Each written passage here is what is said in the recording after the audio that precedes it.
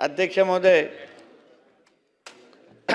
कोकण विभागाशी संबंधित अल्पकालीन चर्चेमध्ये सहभागी झालेल्या विधानसभा सदस्यांची ज्यांनी त्याच्या चर्चेमध्ये भाग घेतला ते त्याच्यामध्ये सन्मान्य संजय केळकरजी आहेत, सन्मान्य सुनील प्रभूजी आहेत, सन्मान्य दीपक केसरकर साहेब, सन्मान्य भास्कर जाधव साहेब, सन्मान्य शेखर निकमजी, सन्मान्य सौ मनीषा चौधरी मॅडम, सन्मान्य अरुण खान जी, सन्मान्य राजन नाईक जी, सन्मान्य सिद्धार्थ खराज जी, सन्मान्य सौ सुलभा गायकवाड मॅडम, सन्मान्य अशोक पाटील जी, सन्मान्य आनंद बाळा नर, या सर्व सदस्यांनी अध्यक्ष महोदय कोकणाच्या ह्या अल्पकालीन चर्चेमध्ये मत्स्य व्यवसाय व बंदर खात्यासंदर्भात अध्यक्ष महोदय कोकणाच्या एकंदरीत विकासाच्या दृष्टिकोनातून आणि या 877 किलोमीटरच्या ह्या पूर्ण किनारपट्टीवर जो काही विकास अपेक्षित आहे, वाढले 877 झाले, आता 720 से 877 झाले, अधिकृत आहे, तुम्हाला मी नोट पाठवतो पाहिजे. 877 किलोमीटरच्या या पूर्ण किनारपट्टीच्या वर जो विकास अपेक्षित आहे, जे मच्छीमार समाज आहे अध्यक्ष महोदय, काही आमच्या बंदर खात्याच्या संदर्भात अतिशय चांगल्या सूचनाही दिलेल्या आहेत, प्रश्नही विचारलेले आहेत. भास्कर जाधव साहेबांसारखे आणि दीपक केसरकर साहेबांसारखे आणि आपणही स्वतः काही अनुभवाचे सल्लेही ह्या निमित्ताने आमच्या इकडे दिलेले आहेत. अध्यक्ष महोदय, ह्या पूर्ण 877 किलोमीटरच्या ज्या कोकण भूमीच्या विकासाच्या दृष्टिकोनातून जे वर्षानुवर्ष जे काही प्रश्न प्रलंबित होते, ज्याच्या या किनारपट्टीचं पूर्ण अर्थकारण ज्या मच्छीमार समाजाच्या वर अवलंबून आहे, मग त्याच्यामध्ये आंबा, काजू आणि अन्य विषय पण आहेत, पण मच्छीमार समाजाच्या दृष्टिकोनातून त्या समाजाची उन्नती झाली पाहिजे, त्या समाजाचा विकास झाला पाहिजे, त्यांचं दरडोई उत्पन्न वाढलं पाहिजे. त्या दृष्टिकोनातून आमचं महायुतीचं सरकार याच्या पहिल्याच वर्षामध्ये अध्यक्ष महोदय काही धोरणात्मक आणि महत्त्वाचे निर्णय आम्ही घ्यायला सुरुवात केलेली आहे. अध्यक्ष महोदय, सरकारच्या पहिल्या 100 दिवसामध्ये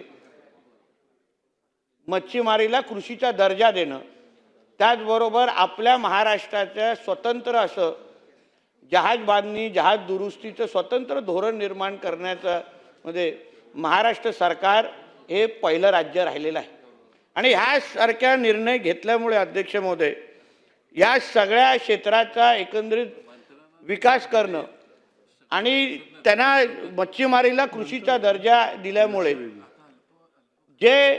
जो विकास पारंपरिक मच्छीमारांच्या अपेक्षित होतं, त्या विकासाच्या दृष्टिकोनातून महत्त्वाचे निर्णय आणि त्यांना आधार देणं फार गरजेचं आहे.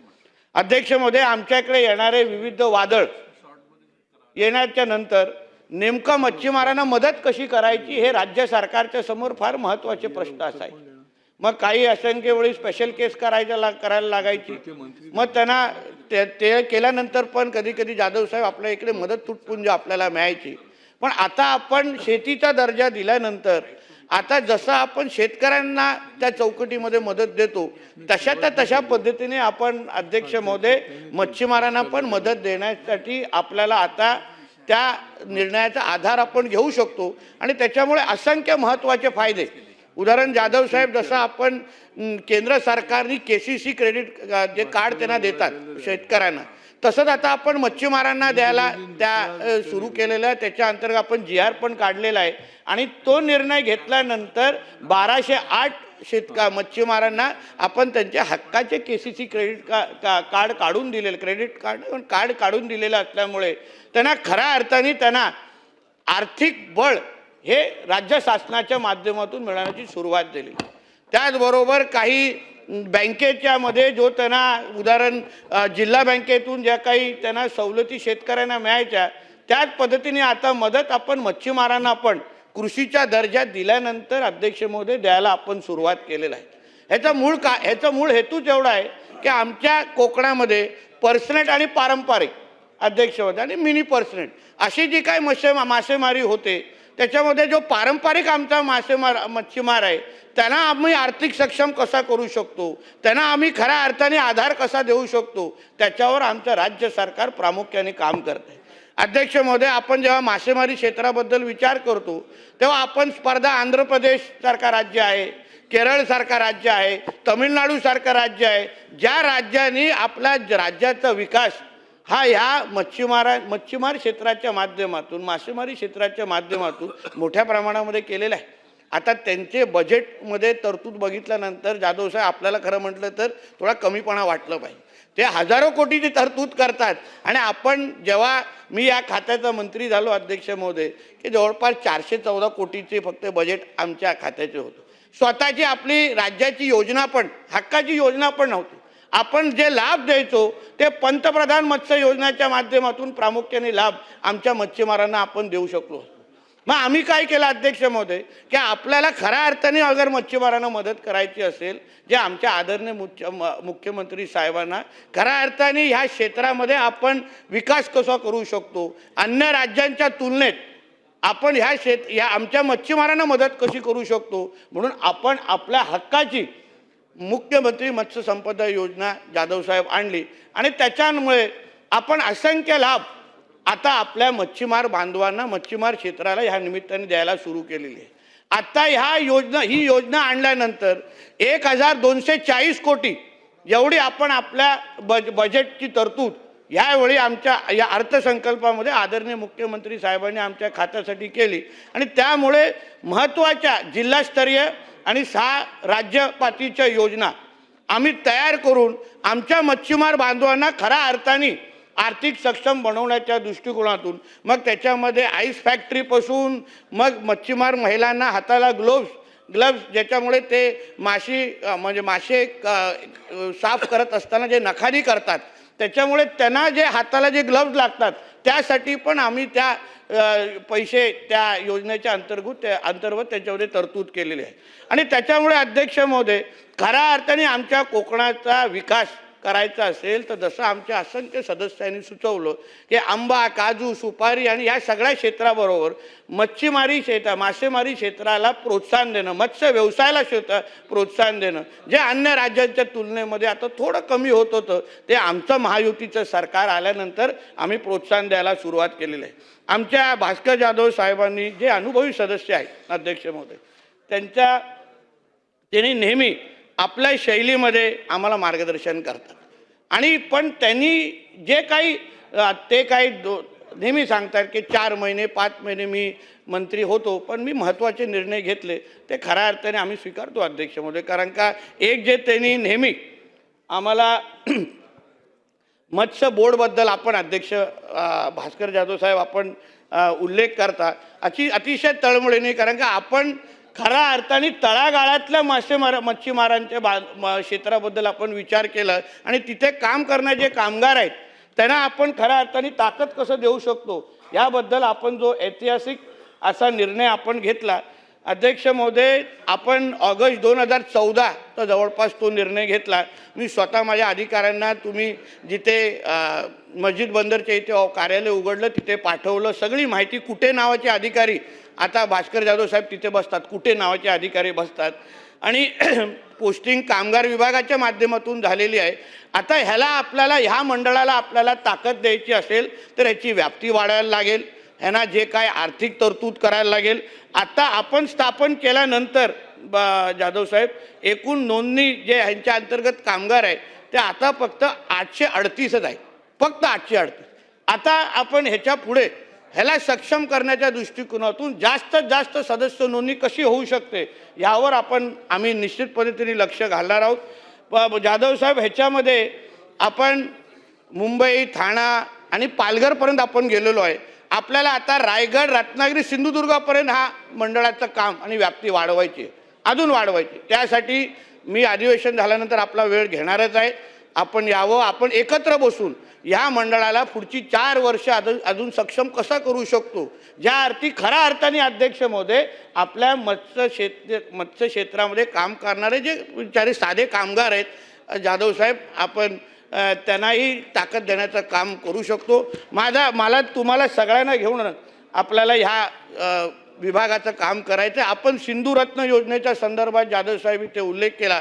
आमचे आदरणीय दीपक केसरकर साहेब आहेत, त्यांनी अतिशय सक्षम पद्धतीने गेल्या काही वर्षापासून या योजनेच्या माध्यमातून आमच्या सिंधुदुर्ग आणि रत्नागिरीच्या असंख्य महत्त्वाच्या प्रकल्पांना तयार करणं, त्यांना वैयक्तिक लाभ देण्याचं काम केसरकर साहेबांनी काही वर्षापासून केलेलं आहे. आता ह्या अर्थसंकल्पामध्ये जाधव साहेब आमच्या मुख्यमंत्री साहेबांनी अजून पुढे 3 वर्षासाठी सिंधुरत्न योजनेची घोषणा केलेली आहे. म्हणून आपण सगळेजण एकत्र मिळून ह्या सिंधुरत्नेचा फायदा आपण सिंधुदुर्ग आणि रत्नागिरी केसरकर साहेब जे आपण अतिशय म्हणजे अध्यक्ष साहेब एवढे काही चांगले प्रकल्प आहे. उदाहरण माझ्याच मतदारसंघाच्या वैभववाडी तालुक्यामध्ये महाराष्ट्र राज्याचा पहिला ग्लासचा पूल हा आम्ही सिंधुरत्न योजनेच्या माध्यमातून तयार केला. म्हणून जाधव साहेब पर्यटनाच्या बाबतीमध्ये पण ही योजना फार चांगली आहे. आपल्या काही संकल्पना असेल तर आपण सगळेजण एकत्र मिळून सिंधुदुर्ग आणि रत्नागिरीच्या साठी तयार केलेली ही योजना आपण सगळे लोकप्रतिनिधी एकत्र येऊन आपण ताकदीने हे विकासासंदर्भात आपण निश्चित पद्धतीने या बाबतीमध्ये आपण एकत्र बसायचंच आहे. अध्यक्ष महोदय, त्याचबरोबर आमचे सुनील प्रभूजी साहेब आहेत, त्यांनी मासेमारी करणारे बंदर जे आहेत त्या संदर्भात थोडी चिंता व्यक्त केली. त्यांनी विचारलं की बाबा ह्यांना आपण पैसे देत नाही, ह्या बाबतीमध्ये थोडं म्हणजे निधी देत नाही, ह्या बाबतीमध्ये त्यांनी चिंता व्यक्त केली. अध्यक्ष महोदय, आपल्या माध्यमातून मी त्यांना सांगू इच्छितो की आपल्या मत्स्य खात्याच्या अंतर्गत असलेले जे काही फिशिंग हार्बर ज्याला म्हणतो मत्स्य बंदरं आहेत त्यांना जवळपास 57 बंदरांना आपण आता त्यांच्यावर काम करतो आणि 240 कोटी म्हणजे प्रत्येक बंदरासाठी 20 कोटी म्हणजे 20 बंदरं 240 कोटी अंतर्गत आपण तयार करणार आहोत आणि प्रत्येक बंदरासाठी 12 कोटीची तरतूद आम्ही ह्या निमित्ताने केलेली आहे. त्यामुळे जे काही फिशिंग लँडिंग सेंटर आहेत त्या सगळ्यांना विकसित करण्याचं काम या निधीच्या माध्यमातून आम्ही करणार आहोत आणि त्याच्यामुळे थेट मच्छीमारांचा फायदा ह्या निमित्ताने होणार आहे. आमच्या सुनील प्रभू साहेबांनी पारंपरिक मच्छीमारांवर होणारा अन्याय म्हणजे एकंदरीत पर्सनेटमुळे किंवा LED फिशिंगमुळे जे काही फिशिंग होते त्याच्यामुळे पारंपरिक मच्छीमारांना मोठ्या प्रमाणावर त्यांचा अन्याय होतो. पण आम्ही हे सरकार आल्यानंतर अध्यक्ष महोदय आम्ही किनारपट्टीची सुरक्षा आणि अनधिकृत मासेमारीवर आळा किंवा नियंत्रण ठेवण्याची पूर्ण पद्धतीने तयारी अध्यक्ष महोदय केलेली आहे. त्याच्यामध्ये महत्त्वाचा निर्णय जाधव साहेब आम्ही केला आहे की आम्ही ड्रोनची सुरक्षा वाढवलेली आहे. अध्यक्ष महोदय, एका बाजूला आपल्याला गस्ती नौका ज्या काय आता लाकडी गस्ती नौका आहेत त्याच्यामुळे त्या जसा नेहमी आमचे जाधव साहेब असतील अन्य लोक आवर्जून त्याच्याबद्दल उल्लेख करतात, त्या लाकडी गस्ती नौकांमुळे अध्यक्ष महोदय मला नाही वाटत ते कोणालाही वाचू शकते. कारण का समुद्रामध्ये गेल्यानंतर ज्या बाहेरून येणारे जे ट्रॉलर्स आहेत ज्या अनधिकृत मासेमारी करण्यासाठी येतात त्यांच्याकडे एवढं साधन समृद्धी असते, कधी कधीकडे वेपन पण असतात, त्यांच्यासमोर आमच्या लाकडी गस्ती नौका टिकूच शकत नाही. म्हणून आम्ही विभागाच्या अंतर्गत आता फायनान्सकडे आमची ती फाईल गेलेली आहे. म्हणून 15 स्टीलच्या गस्ती नौका जाधव साहेब आपण खात्यासाठी मागवणार आहोत जेणेकरून सिंधुदुर्ग पुण्यापासून मुंबईपासून ते सिंधुदुर्गापर्यंत आपल्याला 15 गस्ती नौका प्रत्येक जिल्ह्यानिहाय आम्ही देण्याचं ठरवलं आहे. त्याचबरोबर ड्रोनची पण सुरक्षा आता जे काय आमच्या 10 ड्रोन सुरू आहेत त्याला अजून 10 ड्रोन घेऊन, कारण का अध्यक्ष महोदय त्याच्यामुळे एवढं नियंत्रण आलेलं आहे. आमचं कंट्रोल सेंटर आमचे फिशरीज कमिशनर ज्या ऑफिसमध्ये बसतात तिथेच आहेत. प्रत्येक क्षणाक्षणाची माहिती ह्या ड्रोन सुरक्षेच्यामुळे आम्हा लोकांना उपलब्ध होते आणि म्हणून कारवाई करणं पण त्याच्यामुळे फार सोपं होतं. आता गेल्या काही वर्ष म्हणजे 1-2 वर्षामध्ये जवळपास 56 पेक्षाही जास्त नौकांवर आम्ही लोकांनी कारवाई केलेली आहे. 33 कोटी 77 लाख एवढा इतका दंड आम्ही आकारलेला आहे. पण अध्यक्ष महोदय मी हेही सांगेन, मी जोपर्यंत 100% अनधिकृत मासेमारी बंद होत नाही किंवा 100% LED मासेमारी बंद होत नाही तोपर्यंत जेवढी जास्त सुरक्षा वाढवायला लागेल तेवढी आम्ही निश्चित पद्धतीने वाढवू आणि जेणेकरून आमच्या पारंपरिक मासेमाऱ्यांचा हक्क कोणी हिरावून घेऊ शकत नाही एवढी काळजी आमच्या मत्स्य खात्याच्या माध्यमातून आम्ही ह्या निमित्ताने आम्ही घेणार आहोत. अध्यक्ष महोदय, पुढे जाऊन आमचे शेखर निकम साहेब आहेत शेखर निकम साहेबांनी स्वतंत्र फिशरीज विद्यापीठ हे स्थापन व्हावं, म्हणजे फिशरीज विद्यापीठ स्वतंत्र ते वेटरनरीमध्ये इन्व्हॉल्व केलेलं आहे, त्यांचं म्हणणं वेगळं स्थापन व्हावं. अध्यक्ष महोदय, ह्यावर मी स्वतः आहे, जसं आम्ही मंत्रालयामध्ये काम करायला सुरू केलं अध्यक्ष महोदय, आमच्या देवगड गिरी सिंधुदुर्गमध्ये आपण एक स्वतंत्र फिशरीज विद्यापीठ जाधवसाहेब आपण तिथे उभं करतोय आणि ते आपल्या दापोली इन्स्टिट्यूटबरोबर कनेक्ट करतोय. जे आपली सगळ्यांची तक्रार आहे की जिथे म्हणजे मासेमारीचा काय संबंध नाही, तिथे नागपूरमध्ये सगळ्या गोष्टी होतात, तिथे गोड्या पाण्याची मासेमारी आहे, म्हणून आपण इथे स्वतंत्र विद्यापीठ आपण देवगडला स्थापन करतोय, जेणेकरून त्याचा फायदा थेट पूर्ण किनारपट्टीचा ह्याला आपल्याला निश्चित पद्धतीने तिथे होईल. म्हणून जे आमच्या शेखर निकम साहेबांनी उल्लेख केलेला आहे त्याच्याही बाबतीमध्ये आपण तोडगा ह्या निमित्ताने काढतोय.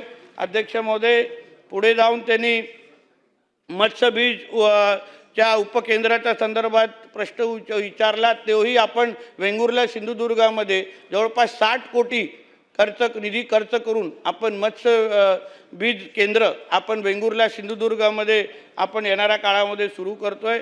आणि आमच्या मनीषाताई चौधरी यांनी नेहमी पालघरच्या भागामध्ये होणाऱ्या अनधिकृत मासेमारी असो किंवा पारंपरिक मच्छीमारीबद्दल महत्त्वाचे प्रश्न नेहमी त्यांनी उपस्थित केलेले आहेत. आणि म्हणून ताईंना मी ह्या निमित्ताने मी मनीषाताईंना सांगेन की जसं मी ह्याच्या अगोदर उल्लेख करा की अनधिकृत मासेमारींवर आळा घालणं किंवा त्यांना थांबवणं, त्यांच्यावर कारवाई करणं, ह्याच्या बाबतीमध्ये आम्ही कुठलाच तडजोड करत नाही अध्यक्ष म्हणून. खूप लोक त्यामुळे गुजरातवरून खूप लोकांचे फोन येतात, गोव्यावरून येतात, पण आम्ही एवढीच भूमिका मांडतो की कोणीही आमच्या मासेमारींचा हक्क कोणी हिरवून घेऊ नये. तुम्ही तुमच्या इकडे मासेमारी करा, आम्ही आमच्या इकडे करतो. जसं तुमच्याकडे आल्यानंतर तुम्ही कारवाई कराल, तुम्ही आमच्याकडे आम्ही कारवाई करणारच आहोत. जे दंडाच्या संदर्भात आमच्या मनीषाताईंनी जे उल्लेख केला की तो थोडा कमी आहे. आता आपण दंड आकारताना पण आपण 2 लाख 5 लाख 10 लाख इथपर्यंत जातो. अन्य आपण राज्यांबरोबर जेव्हा तुलना करतो तेव्हा जाधवसाहेब गुजरातमध्ये 5,000 आणि 10,000 दंड आहे, आपण लाखांमध्ये आहे. आणि म्हणून ह्याच्याबरोबर पण काय वाढ करायची असेल आपण तेही करू, कारण आपल्याला अनधिकृत मासेमारी पूर्ण संपवायची आहे. मग कितीही कोणी काही विरोध करून दे, पण आमच्या मच्छीमारांचा अधिकार आम्ही कोणालाच हेरून देणार नाही. म्हणून आपण जप्तीही करतो, बोटही जप्त करतो. एक आमच्या अशोक पाटील साहेबांनी चांगली सूचना आम्हाला केलेली आहे की त्यांना ज्या डिझेल ज्या संस्था देतात त्या डिझेल त्यांना देण्याचं अगर बंद केलं मच्छीमार संस्थांना तर कदाचित ह्याच्यावर अजून कंट्रोल येऊ शकतो. मग त्याही गोष्टीवर अध्यक्ष महोदय आम्ही विचार करतोय. अध्यक्ष महोदय, त्याचबरोबर मत्स्य संशोधन केंद्र पालघरला यावं असं मनीषाताईंचा इच्छा आहे, तर त्यावर निश्चित पद्धतीने सकारात्मक पद्धतीने आपण लक्ष घालू. आमचे राजन नाईक जी आहेत आमदार, त्यांनी त्यांच्या भागामध्ये जो अर्नाळा इथे 40 एकर जमीन मासळी सुकवण्यासाठी आरक्षित आहे त्याच्यावर असलेल्या अतिक्रमणाबद्दल उल्लेख केला अध्यक्ष महोदय. त्यांचं म्हणणं आहे झोपड्यात इथे काही बांगलादेशी माणसे मिळालेले आहेत असं सगळं उल्लेख केलेला आहे अध्यक्ष महोदय. तसं तो आमचा आवडता विषय आहे आणि म्हणून आमचे उदय सामंत साहेब आहेत, त्यांनी आणि आम्ही एकत्र मिळून त्यांच्या मतदारसंघामध्ये असलेल्या मिरकरवाड्यासंदर्भात आम्ही जी काही भूमिका घेतली अध्यक्ष महोदय, 350 अनधिकृत जे काही झोपड्या होत्या, विविध धर्मस्थळे पण त्याच्यामध्ये होती, त्या सगळ्या लोकांना आज अतिक्रमण हटून आपण मिरकरवाड्याचा विकास पहिल्या टप्प्यामध्ये 22 कोटीचा आपण खर्च करतोय. दुसराही टप्पा आपण तिथे खर्च करून एक आधुनिक असा आपण मिरकरवाड्याच्या भागामध्ये आमच्या उदय सामंतजींच्या मार्गदर्शनाखाली आपण तिथे चांगला विकास त्या मच्छीमार बांधवांचा करतो, ज्याच्यामुळे निश्चित पद्धतीने फरक होईल. आणि तसंच अध्यक्ष महोदय, आमच्या राजन नाईक साहेबांनी जो काही उल्लेख केलेला आहे त्या अतिक्रम हटवण्यासाठी मी संबंधित अधिकाऱ्यांना पोलिसांशी संपर्क करायला सांगितलेला आहे. एकदा अधिवेशन झाल्यानंतर योग्य तारीख ठरवली जाईल आणि त्याच्यावर असलेलं अतिक्रमण 100% काढलं जाईल हा विश्वास मी त्यांना ह्या निमित्ताने इथे देतो. अध्यक्ष महोदय, आमचे सिद्धार्थ खरात साहेब आहेत, ते तसं ह्या खात्याच्या संदर्भात त्यांना भरपूर माहिती आहे, कारण त्यांनी या खात्याच्या आतमधून आणि बाहेरून दोन्हीचा अभ्यास चांगला केलेला आहे. ते आता नेमकं नाही आहेत पण चांगला बरं, एकदमच जवळ आलेले आहेत ऐकण्यासाठी. म्हणून अध्यक्ष महोदय, दोन्ही बाजूचा अभ्यास त्यांचा चांगला आहे, कारण की ही बाजू बघितलेली आहे, ती बाजू बघितलेली आहे. म्हणून त्यांच्या सूचना अतिशय चांगल्या आहेत. आणि म्हणून त्यांनी जे काय मला सांगितलंय, आमच्या मेरीटाईम बोर्ड असो किंवा आमच्या मत्स्य व्यवसाय खात्यासंदर्भात, खरंच जी तुम्ही दिलेले ज्या काही सूचना आहेत, उदाहरण तुम्ही विविध गोष्टी मांडलेल्या आहेत, तुमच्या सगळ्या सूचना अतिशय सकारात्मक पद्धतीने स्वीकारल्या जातील आणि आपल्याला त्या पद्धतीचा फरक आमच्या खात्यांमध्ये निश्चित पद्धतीने दिसेल. आमचे अशोक पाटीलजीने जो काही उल्लेख केला की LED मासेमारी हा जो काही विषय आहे तो आमच्या किनारपट्टीला लागलेला शापच आहे. कारण का कितीही प्रयत्न केला तरी पण हे LED मासेमाऱ्यांना काही आमच्या डिपार्टमेंटच्या अंतर्गतले काही मस्ती करणारे अधिकारी आहेत, त्यांचा आशीर्वाद आहे एवढं मी स्वीकारतो. म्हणून त्या लोकांवर कारवाई करून, जेव्हा सरकारची, केंद्र आणि राज्य सरकारची स्पष्ट भूमिका आहे की LED मासेमारी होताच कामा नये, म्हणून कोणीही त्याच्या संदर्भात हिंमत करता कामा नये. म्हणून LED मासेमारीमध्ये च्या संदर्भात जवळपास आपण 4053 ज्या काही कारवाया केलेल्या आहेत, त्यांच्यामध्ये 257 LED मासेमारी करणाऱ्या बोटींवर केलेल्या आहे. म्हणजे त्यांच्या लाईटीपासून आपण सगळं जप्त केलेलं आहे. म्हणून LEDच्या बाबतीमध्ये आमचं राज्य सरकार, अध्यक्ष महोदय, अतिशय स्पष्ट आहे. या बाबतीमध्ये LED मासेमारी 100% आम्ही आमच्या किनारपट्टीवरून तुम्हाला नष्ट करून म्हणजे थांबून दाखवू, एवढा विश्वास मी या निमित्ताने सभागृहाला निश्चित पद्धतीने देणार आहे. अध्यक्ष महोदय, बंदर खात्याच्या संदर्भात काही चांगल्या सूचना आमच्या केसरकर साहेबांनी विजयदुर्गच्या संदर्भात आपण केलेलं की तिथे शिपयार्ड आपण तयार करावं. केसरकर साहेबांना सांगेन की आमच्या आदरणीय मुख्यमंत्री साहेबांनी तमिळनाडूमध्ये सर्वात मोठा शिपयार्ड देशातला तिथे येतो आहे, 1000 एकरपेक्षाही मोठा आहे. त्याच धर्तीवर आपल्या महाराष्ट्रामध्ये पण अशाच पद्धतीचा शिपयार्ड तयार करण्याच्या दृष्टिकोनातून आम्ही लँड ॲक्विजिशन आम्ही सुरू केलेली आहे. आदरणीय मुख्यमंत्री साहेबांची इच्छा आहे की आमच्या महाराष्ट्रामध्ये तमिळनाडूपेक्षाही मोठा शिपयार्ड यावा. त्यासाठी कोकणातचे 3 स्पॉट आम्ही आयडेंटिफाय केलेले आहेत. लवकरच त्या बाबतीमध्ये अधिकृत घोषणा आपण करू. विजयदुर्ग संदर्भात जी काय 3000 एकरची जी काय जमीन त्या बंदर खात्याच्या म्हणजे बंदर बांधण्यासाठी घेतली होती, अध्यक्ष महोदय, ती आमचे वडील जेव्हा बंदर मंत्री होते या तेव्हापासून ते काम सुरू आहे. पण आता केसरकर साहेब त्या बाबतीमध्ये आपण अतिशय सकारात्मक पाऊल टाकतोय. 2 मोठ्या कंपन्या, म्हणजे एक तो हुंडईचा प्रस्ताव आलेला आहे, दुसरा ॲक्युरेट नावाची कंपनीचा प्रस्ताव आलेला आहे. त्या दोन्ही कंपन्याची बोलणं आमचं अंतिम टप्प्यावर झालेलं आहे. एकदा ते झाल्यानंतर अध्यक्ष महोदय, ह्या विजयदुर्ग असो आणि किंवा शिपयार्ड असो, या दोन्ही बाबतीमध्ये महाराष्ट्र, जसं मी तुम्हाला सुरुवातीलाच सांगितलं की जहाज बांधणी, जहाज दुरुस्तीमध्ये अध्यक्ष महोदय, आपलं महाराष्ट्र हे देशामध्ये अग्रक्रमांक राज्य असेल एवढा मी विश्वास आपल्याला या निमित्ताने मी देणार आहे. अध्यक्ष महोदय, त्याच्यामध्ये आमच्या सुनील प्रभू साहेबांनी आम्हाला एकंदरीत 48 बंदराचा विकास होणं गरजेचं आहे. छोट्या बंदराच्या विकासामुळे कोकणाच्या मालाचा निर्याती. अध्यक्ष महोदय, ह्या बाबतीमध्ये लहान बंदरातून माल वाहतूक जी आत्ता सुरू आहे 2024-25मध्ये 70 दशलक्ष टन इतक्या मालाची हाताळणी करण्यात आलेली आहे. याशिवाय बंदरातून जल वाहतुकीद्वारे दरवर्षी सुमारे 1,80,00,000 इतके प्रवासी प्रवास करतात. पण अध्यक्ष महोदय, हा आकडा फक्त आत्ताचा आहे. जाधव साहेब, आपण येणाऱ्या 4 वर्षामध्ये जसं आपण ऐकलं होतं, आपण ती रोरो सर्व्हिस पण सुरू केलेली आहेत. त्याच्या तिकीटच्या संदर्भात काही लोकांच्या बाबतीमध्ये मतप्रवाह असले तरी प्रतिसाद चांगला आहे. आता आपण रत्नागिरीचे स्पॉट वाढवतोय, आपण सिंधुदुर्गामध्ये 1-2 स्पॉट वाढवतोय.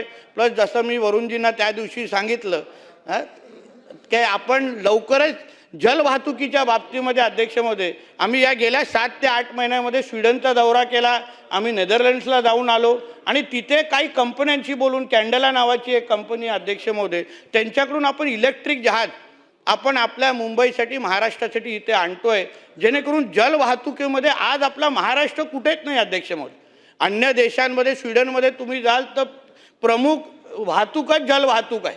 त्याच्यामध्ये वेळही वाचतो, पैसाही वाचतो. त्याच्यामुळे ह्या क्षेत्रामध्ये आपला महाराष्ट्र कुठेही कमी पडता कामा नये, ही दूरदृष्टी आमच्या आदरणीय मुख्यमंत्र्यांची आहे. आणि म्हणून ह्या वेळीच्या अर्थसंकल्पामध्ये आपण अध्यक्ष महोदय आमच्या आदरणीय मुख्यमंत्री साहेबांनी जल वाहतुकीसाठी 6,600 कोटीची तरतूद केलेली आहे आणि फक्त तिथे घोषणा केली नाही अध्यक्ष महोदय, त्याच्यानंतर आमची गेल्या आठवड्यात बैठकही झाली आणि मुंबई वॉटर मेट्रोच्या अंतर्गत आपल्या मुंबईच्या MMR रिजनला वॉटर मेट्रोच्या माध्यमातून जोडण्याचं काम आम्ही येणाऱ्या कालावधीमध्ये करणार आहोत. पहिले फेज हे आपण पुढच्या 2 वर्षामध्ये सुरू करणार आहोत, ज्याच्यामध्ये 6 रूट MMR रिजनमध्ये मुंबई वॉटर मेट्रोच्या माध्यमातून आम्ही जोडणार आहोत, जेणेकरून उद्या मुंबई असो की आजूबाजूच्या MMR रिजनमध्ये जसं आपण मेट्रोच्या निमित्ताने एकीकडे दुसरीकडे जातो त्याचं कौतुक सगळीकडेच होतं आहे, तसंच येणाऱ्या काही काळामध्ये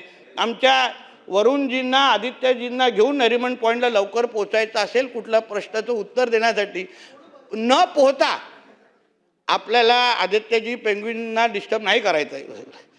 तुम्हाला मला सुखरूप नरिमन पॉईंटला आणायचं आहे, म्हणून तुमच्या आपण एकत्र म्हणून आम्ही बँड्रा मला फक्त जुहू करून पिकअप करा, कारण मी जुहूला राहतो, जुहू करून आपण बँड्रावरून थेट नरिमन पॉईंट नक्की भेटतं. ते तुम्हाला देतो कॉफी सकट, कोल्ड कॉफी सकट. मला आठवण तुम्हाला कोल्ड कॉफी आवडते आणि म्हणून आपण सगळे सकारात्मक आहे अध्यक्ष महोदय, कारण की शेवटी ह्याच्याचमुळे आमच्या मुंबईचा विकास निश्चित पद्धतीने अजून अग्रेसर होईल आणि म्हणून ह्या सगळ्या प्रकल्पाच्यामुळे अध्यक्ष महोदय येणाऱ्या कालावधीमध्ये आमच्या मुंबई मेट्रोच्यामुळे 7 कोटीपेक्षा जास्त पॅसेंजरची संख्या ही फक्त या जलवाहतुकीमुळे वाढणारे अध्यक्ष महोदय. त्याच्यामुळे लोकांची पण खूप गैरसोय दूर होईल आणि त्याच्यामुळे अन्यही गोष्टींचा फायदा या शहरांच्या आजूबाजूच्या ठिकाणी निश्चित पद्धतीने होईल अध्यक्ष महोदय. ह्याच्यामध्ये आमच्या भास्कर जाधव साहेबांनी मेरीटाईम ट्रेनिंग इन्स्टिट्यूट व्हावी असं तुम्ही इच्छा व्यक्त केली अध्यक्ष महोदय. त्यासाठी नवी मुंबईच्या परिसरामध्ये आम्ही ह्याची तयारी अध्यक्ष महोदय करतो आहे. आपल्या सूचना आम्ही निश्चित पद्धतीने ह्याबद्दल आम्ही घेणार आहोत. शेखर निकम साहेबांनी नॅशनल वॉटर वे 8चे निर्माण करावे, अशा जेटीची निर्मिती करावी असं त्यांनी सांगितलं. त्याच्यासाठी DPR बनवण्याचं काम अध्यक्ष महोदय सुरू आहे. त्याचबरोबर आमच्या मनीषा चौधरी ताईंनी धूप प्रतिबंध बंदरा बांधणे गरजेचे आहे, सगळ्या बंदराच्या गाळ काढणे आवश्यक आहे. याही बाबतीमध्ये आपण एक धोरण ठरवतो आहे अध्यक्ष महोदय, जेणेकरून कुठलेही आपण हे जेव्हा जलवाहतुकीचा विषय करतो तेव्हा गाळ काढणं हे अत्यंत गरजेचं आहे. नाहीतर आपण नुसतं घोषणा करू आणि त्या गोष्टी नुसतं कागदावर राहतील, पण हा जो काही सपोर्ट जेट्टी बांधून असो किंवा अन्य गोष्टीचा बांधण्यामुळे जो काही सपोर्ट आपल्याला द्यायला लागतो ते ह्या निमित्ताने निश्चित पद्धतीने आपण देऊ शकू. आमचे खराजी आहेत गेले वाटते इथून पुढे खराजी आहेत ज्यांच्या मेरीटाईम ह्याच्यामध्ये तुमची PhD आहे. चांगले सूचना तुम्ही या निमित्ताने खराजी केलेली, जसं सांगितलं तुम्ही ह्याही बाजूला काम केलेलं असल्यामुळे तुमचे जे काही सूचना आहेत ते मेरीटाईम बोर्डला जास्त निधी देणं. आता 503वर आपण आलेलो आहे, पण काय व्हायचं आपण 500 निधी आपल्याला मिळायची पण जास्त वाढवण बंदरला आपल्याला द्यायला लागायचं. पण आपण आदरणीय मुख्यमंत्र्यांचं यावेळी कौतुक करायला पाहिजे की त्यांनी ह्यावेळी जे काही निधी आपल्याला मेरीटाईम बोर्डला 503 मिळाली असली तरी पण त्याला कुठलेही दुसरीकडे न देता 100% मेरीटाईम बोर्डला कशी वापरू शकतो ह्यासाठी त्यांनी आम्हाला होकार दिलेला आहे. पण तरीही 503 पेक्षा जास्त कसं वाढू शकतो. माझं म्हणणं आहे की क्षमता ह्या मेरीटाईम बोर्डची खूप जास्त आहे. आपण फक्त 503 कोटी आहे. गुजरात मेरीटाईम बोर्डकडे पहिला भास्कर जाधव साहेब तर ते हजारो कोटींमध्ये आहे, त्यांची स्वतःची हक्काची जागा पण आहे. आता त्या दिशेने आपल्याला जायचं असेल तर थोडं ह्याच्यावर आमचं काम करण्याचा विषय सुरू आहे अध्यक्ष महोदय. रेडिओ क्लब जेट्टीचा आपण उल्लेख केला खरात साहेब, ते आपल्याच काळात रेडिओ क्लब जेट्टी दिलेली होती, त्याच्यात काही तांत्रिक सुधार आम्हाला करायला लागल्या. आता येणाऱ्या काही 8-9 महिन्यामध्येच आपण किंवा जास्तीत जास्त एका वर्षामध्ये रेडिओ क्लब जेट्टी आपण सुरू करतोय. त्यामुळे काय होणार, आपल्याला नवी मुंबई एअरपोर्टला जायचं असेल तर आपल्याला फक्त 14 मिनिटांमध्ये आमच्या वॉटर टॅक्सीच्या माध्यमातून आपण तिथपर्यंत पोहोचू शकतो, नाहीतर तो 1.5 तासाचा काळ आहे. म्हणून ह्या रेडिओ क्लब जेट्टीच्यामुळे पण निश्चित पद्धतीने फरक पडेल. नाहीतर जल वाहतूक बंदर विकास ह्याबद्दल मी आपल्याला या निमित्ताने बोललेलोच आहे. केसरकर साहेबांचाही मी विजयदूरच्या संदर्भात उल्लेख केला आहे. अध्यक्षमध्ये रोजगार निर्मितीच्या निमित्ताने एक शेवटचा विषय सांगतो आणि थांबतो अध्यक्षमध्ये रोजगार निर्मितीच्या संदर्भात कोकणामध्ये जसं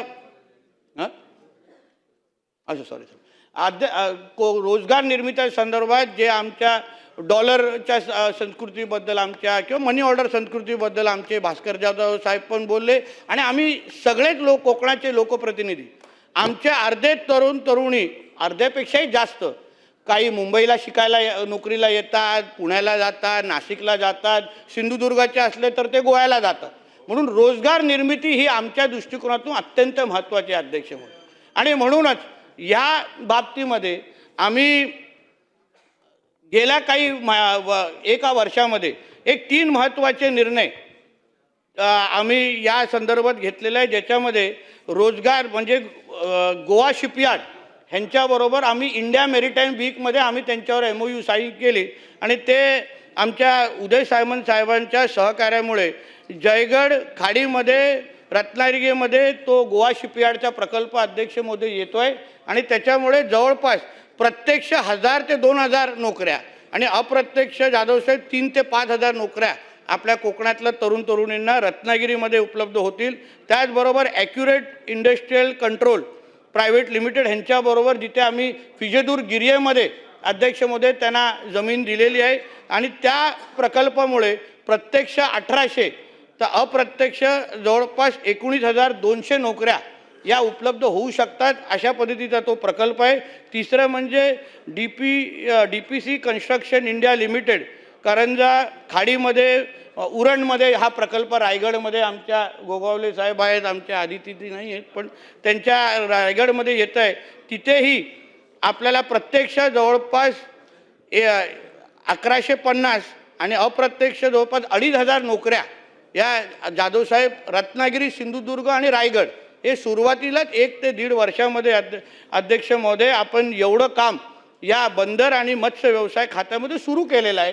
आम्ही काय 100% सगळीकडे पोचलेलो असं म्हणणार नाही, पण सरकारची प्रामाणिकता आणि सरकारचा हेतू हा पहिल्याच वर्ष ह्या 2 क्षेत्रामध्ये अतिशय स्पष्ट आहे.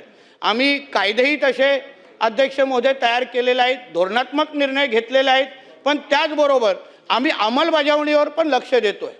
म्हणजे कृषीचा दर्जा असो, मत्स्य संपदा योजना असो, जहाज बांधणीचं धोरण असो, त्याचबरोबर असंख्य जे बंद पडलेले प्रकल्प उदाहरण रेडी बंदरचा प्रकल्प असो, आनंदवाडी प्रकल्प असो जो देवगड आणि वेंगुर्ल्यामध्ये येत होतं त्याही प्रकल्पांना चालना देण्याचं काम या 1 ते 1.5 वर्षामध्ये आम्ही सुरू केलेलं आहे. आमचा विश्वास आहे अध्यक्ष महोदय, आज जेव्हा आपण मत्स्य व्यवसायाच्या संदर्भात बोलतो तेव्हा आपण आंध्रपेक्षाही खाली आहोत.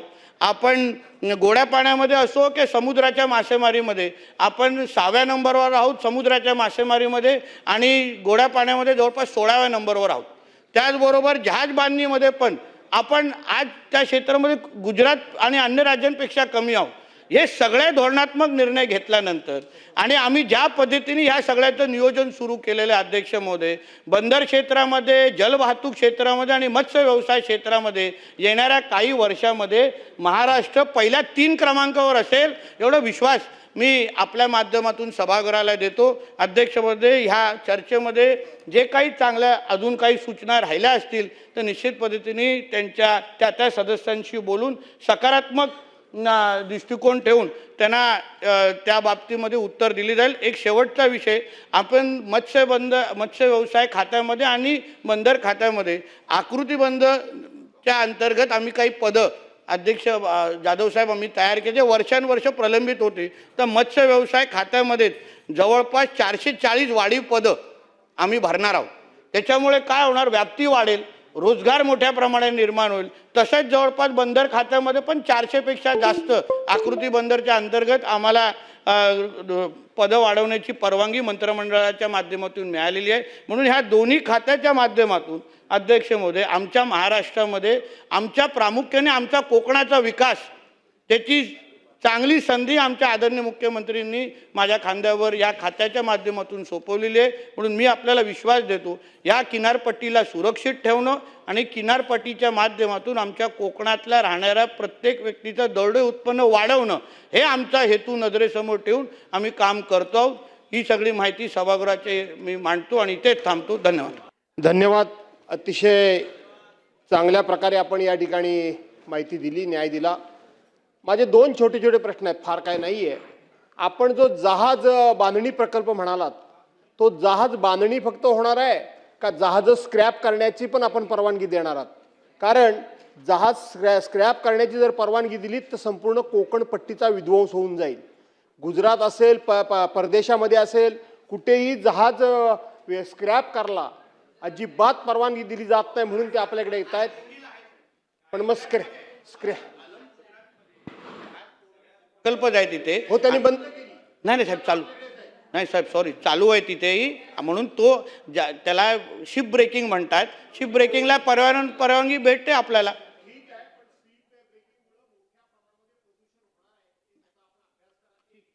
दुसरी गोष्ट, सिंधुरत्न योजनेला काही 3 वर्षाची मुदत दिली आहे. काही तरतूद आर्थिक करायची आपण सांगताना विसरला की काही झालीच नाही, तेवढंच फक्त झाली नाही. ठीक आहे, त्याच्याबद्दल झाली नाही, म्हणून आल्यावर आपण माहिती देऊ.